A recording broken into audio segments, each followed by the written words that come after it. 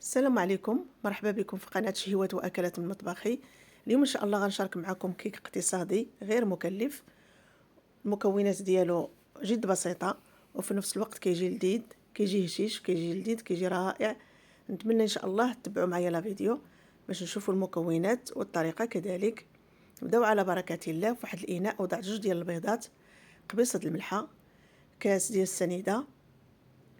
غنضربهم مزيان كيف كتلاحظوا حتى غادي يضاعف الحجم ديالهم ويتغير اللون ديالهم. من بعد غنضيف واحد كاس لاروب ديال الزيت، كنضيفه بالتدريج وفي نفس الوقت انا كنضرب هذا الخليط هذا بالضرب الكهربائي. كنستمر.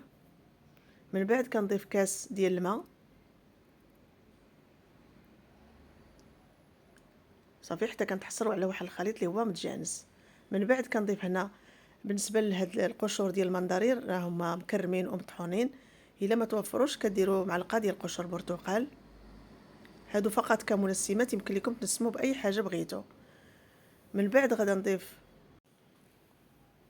2 كؤوس ونصف ديال الدقيق مع 2 الخمارات من فئه 7 غرام.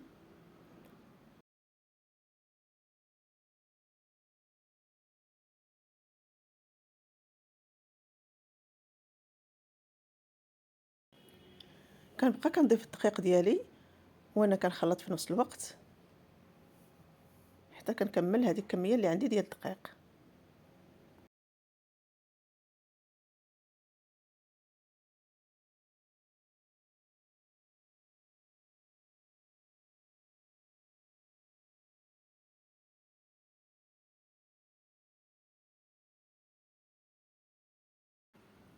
من بعد كنضيف واحد شويه ديال قشور برتقال معسلين. هادو بالنسبه لي كنت حضرتهم غير في الدار، سبق لي شاركتهم معكم. والتنسيم كيبقى، هاد الاضافات كتبقى اختياريه، كديروا اللي متوفر عندكم، فواكه جافه اي حاجه متوفره عندكم. يمكن لكم تضيفوا قشور البرتقال او الفانيليا. التنسيم كيبقى على حسب المتوفر وعلى حسب الذوق كذلك. صافي هنا الكيك ديالي غادي نفرغو في واحد المول اللي سبق لي دهنته بالزبده ورشيته بالدقيق، وغنضيف من الفوق شويه ديال الفواكه المعسله اللي كنت شاركتها معكم.